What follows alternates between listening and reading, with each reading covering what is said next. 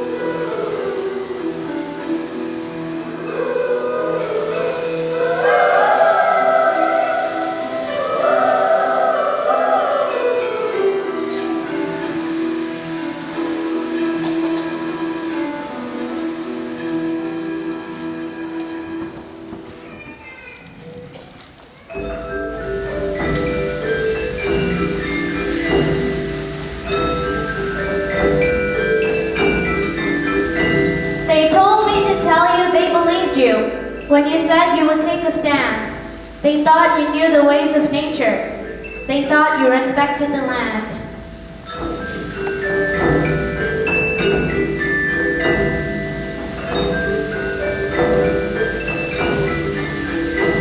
They told me to tell you that they trusted you with the earth, the water, the air, with the eagle, the hawk, the raven, the salmon, the whale, the bear.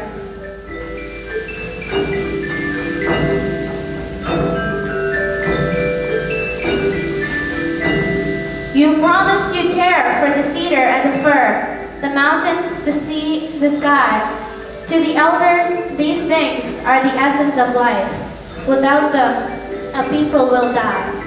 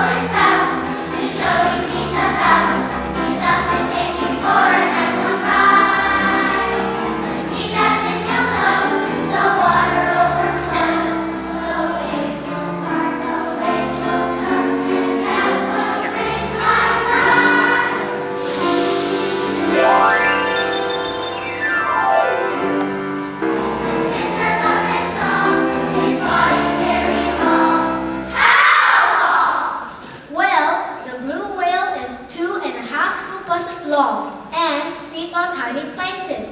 The orca is a hunter that is 30 feet long, and some orcas eat seal.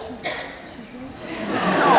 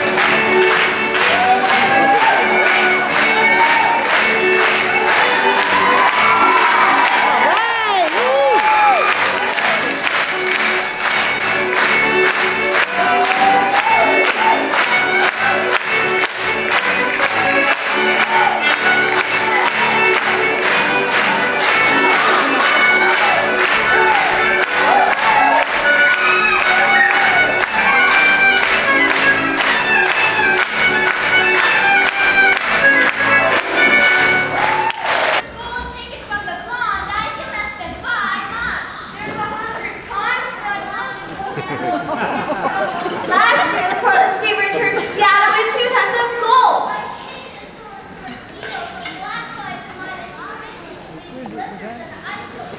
Welcome to Dawson City in 1, 2,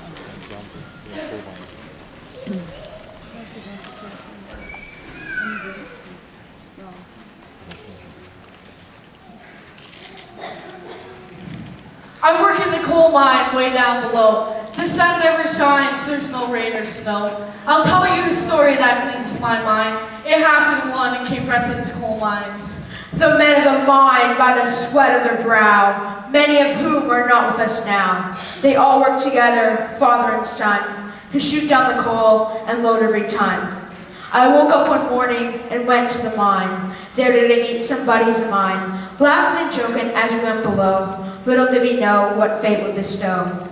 Down came the stone and I heard someone cry, "Oh God, I'm hurt, we're going to die." I uttered a prayer as a rugged roared, the time seemed to stop, and I heard him no more. They say it was fate that no one did die, but I believe that God heard our faint humble cry. That day we were rescued down in the mine, I vowed that I'd make him a friend of mine. To all Cape Breton, so young and so fine, remember the men who go down in the mine. Wherever you roam, let this be your goal. Be proud of the men who load Cape Breton's coal.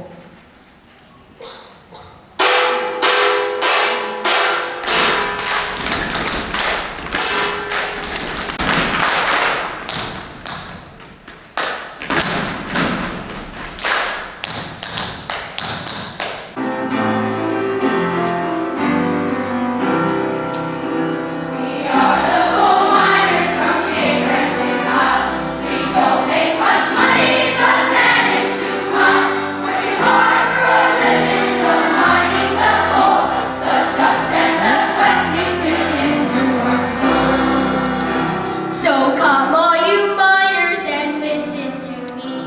Be proud of our country and good old CB. When we get to heaven and God reads the scroll, he'll say, "Step right in, boys, for you know we're home." You know they when you're up in the sky, or now you're away, the sunshine is down. We'll stop and we're rushing and stumbling in cold. The dust and the sweat seeping into our soul.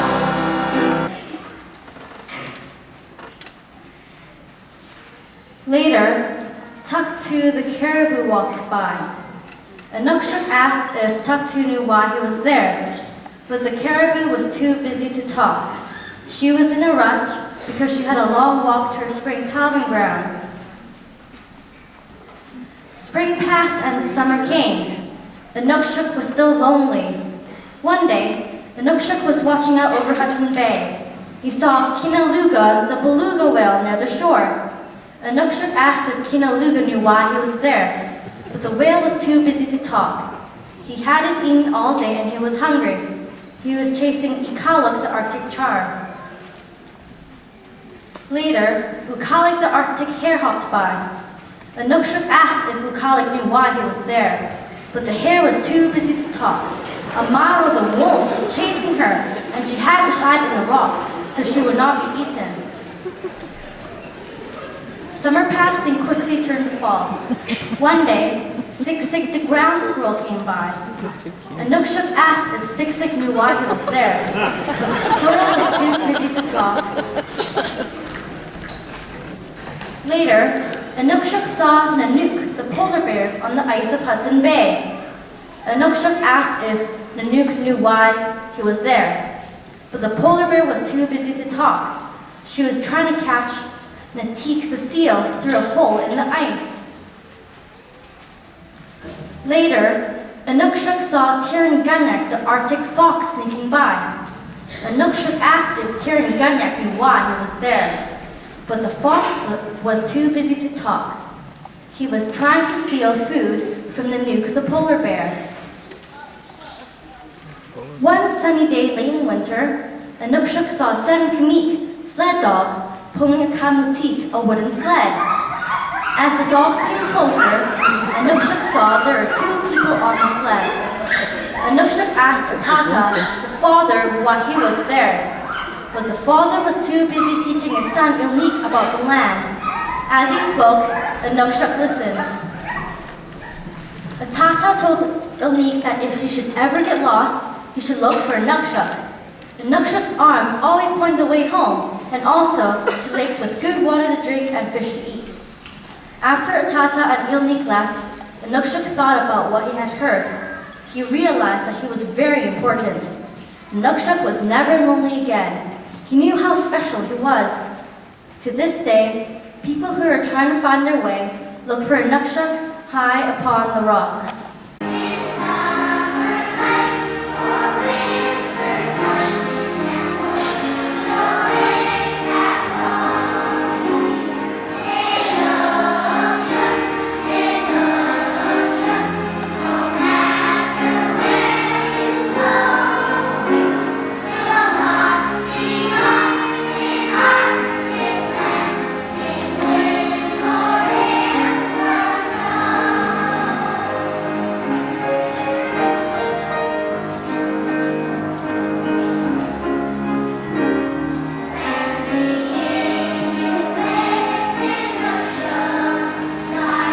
What happened on the bright, clear morning of December 6, 1917. My name is Commander F.E. Wyatt, Chief Examining Officer for Halifax Harbor. Hundreds of fires raged unchecked throughout the city. More than 2,000 people were killed, and more than 2,500 injured or blind rushed to the hospital. Thousands were left homeless. Heavy snow, wind, and blizzard conditions blew throughout the morning after the explosion, the beginning of a very severe winter.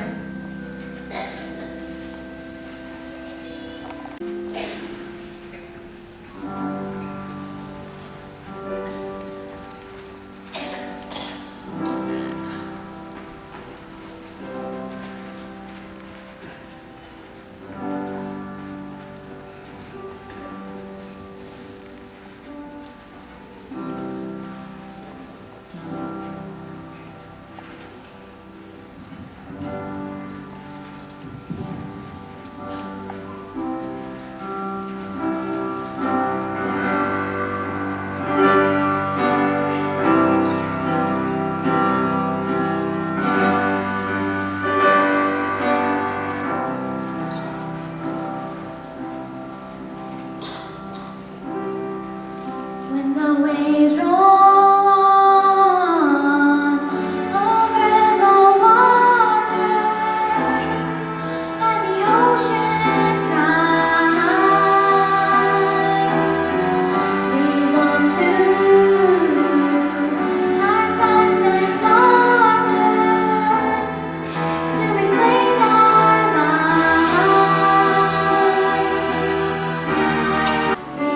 rise again in the faces of our children.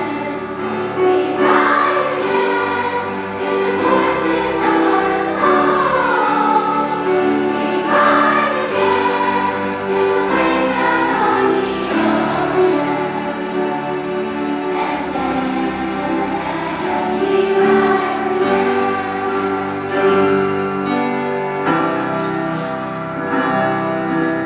National Historic Sites. Pier 21 of Halifax Waterfront in Nova Scotia. Pier 21 was the gateway of hope, in which more than 1 million new Canadians passed on their way to a new life in Canada. Pier 21 operated between 1928 and 1971.